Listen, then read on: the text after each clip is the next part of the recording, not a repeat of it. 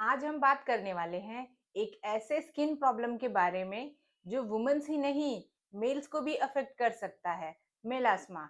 जी हाँ, मेलास्मा सिर्फ वुमेन्स ही नहीं, मेल्स को भी इफेक्ट करता है और ये जो है आपके कॉन्फिडेंस को भी लो कर देता है या कम कर देता है। तो चलिए शुरू करते हैं और जानते हैं पूरा डिटेल में मेलास्मा के बारे में। नमस्ते, मैं डॉक्टर पूनम बहुत बहुत स्वागत करती हूँ आप सभी का टॉक विद डॉक्टर पूनम में।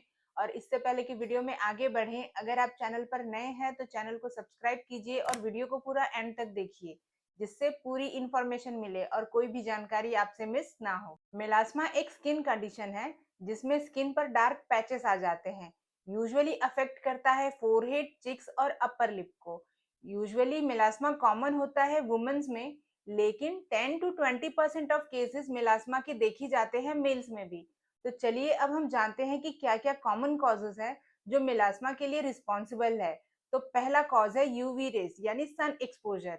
यूवी रेस मेलानोसाइट्स के प्रोडक्शन को स्टिमुलेट करता है जिससे पिगमेंटेशन बढ़ जाता है। अगला कॉज है हार्मोनल चेंजेस। जी हाँ, हार्मोनल चेंजेस मेल्स में भी रिस्पॉन्सिबल है मेलास्मा के लिए। अगला कॉज है जेनेटिक्स, यानी अगर फैमिली हिस्ट्री में मेलास्मा की हिस्ट्री रही है तो रिस्क बढ़ जाता है। और अगला कॉज है सर्टेन मेडिकेशन या फिर कोई स्किन पर लगाने वाली क्रीम्स जो स्किन को इरिटेट करती है और मेलास्मा की प्रॉब्लम होती है। ध्यान रहे, मेलास्मा हार्मफुल नहीं है, लेकिन ये स्टबन हो सकता है और आपके कॉन्फिडेंस को भी अफेक्ट करता है। मेलास्मा को कैसे पहचानेंगे? Symmetrical dark patches forehead, cheeks और अपर लिप पर ग्रेइश या फिर ब्राउनिश टोन में होते हैं, पेनलेस होते हैं और इनमें इन्फ्लेमेशन नहीं होता है। और अब हम लोग जानेंगे ट्रीटमेंट पार्ट। पहले जानेंगे एलोपैथिक मोड ऑफ ट्रीटमेंट और उसके बाद जानेंगे हम लोग homeopathic mode of treatment. Treatment option में पहला है सन प्रोटेक्शन, यानी डेली ब्रॉड स्पेक्ट्रम सनस्क्रीन का यूज बहुत इंपॉर्टेंट है। अगला ऑप्शन है ट्रॉपिकल क्रीम्स, जिसमें जो है एजिजोलिक एसिड्स या हाइड्रोक्विनिन की क्रीम्स जो है डर्मेटोलॉजिस्ट एडवाइस करते हैं। अगला ऑप्शन है केमिकल पील या फिर लेजर ट्रीटमेंट। तो अगर आप केमिकल पील या लेजर ट्रीटमेंट कराने की सोच रहे हैं तो हमेशा डर्मेटोलॉजिस्ट की सुपरविजन में ही कराएं। इसके अलावा आपको आपके लाइफस्टाइल में भी कुछ चेंजेस करने होंगे, जैसे एक्सेसिव सन एक्सपोजर को अवॉइड करें, हार्श प्रोडक्ट्स का यूज बिल्कुल बंद कर दें या तो कम से कम करें, और अपनी हेल्दी लाइफस्टाइल को फॉलो करें, जिससे जो है आप आपके मेलास्मा के प्रॉब्लम को कंट्रोल कर सकते हैं। कुछ एक्स्ट्रा टिप्स। पहली टिप, ट्रीटमेंट में पेशेंस रखें, यानी धैर्य रखें, क्योंकि रिजल्ट आने में महीने लग सकते हैं। अगली टिप है सेल्फ मेडिकेशन बिल्कुल ना करें, क्योंकि कुछ क्रीम्स जो है मेल्स के स्किन को इरिटेट कर सकती है। और अगली और सबसे इम्पोर्टेंट टिप, अगर आपके स्किन पर बहुत डार्क पैचेस दिखें तो तुरंत अपने डॉक्टर से कंसल्ट करें।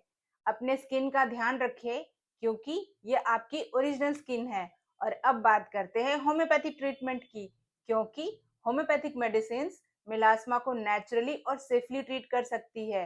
लेकिन ध्यान रहे, जैसा कि मैंने अपने हर वीडियो में कहा है, किसी भी मेडिसिन को लेने से पहले कंसल्टेंट होम्योपैथिक फिजिशियन से कंसल्ट करें, उसके बाद ही मेडिसिन लें। तो चलिए जानते हैं कौन कौन सी कॉमनली यूज्ड मेडिसिन है जो मेल्स में मेलास्मा में यूजफुल हो सकती है। पहली मेडिसिन है सीपिया। अगर पैचेस फोरहेड और चिक्स पर है और हार्मोनल इम्बैलेंस का रोल हो तो हम सीपिया नाम की मेडिसिन का यूज करेंगे। अगली मेडिसिन है सल्फर। अगर स्किन ड्राई और रफ हो और डार्क स्पॉट्स ग्रेजुअली बढ़ रहे हैं तो फिर सल्फर नाम की मेडिसिन का यूज करेंगे। अगली मेडिसिन है नट्राम्यूर। अगर स्पॉट्स फोरहेड और चिक्स पर हो और स्ट्रेस और सन एक्सपोजर से वर्स हो तो फिर हम नट्राम्यूर का यूज करेंगे। अगली मेडिसिन है थुजा। अगर पिगमेंटेशन पोस्ट इंजुरी या फिर जो है स्किन इन्फेक्शन के वजह से हुई है तो थुजा नाम की मेडिसिन का यूज करेंगे।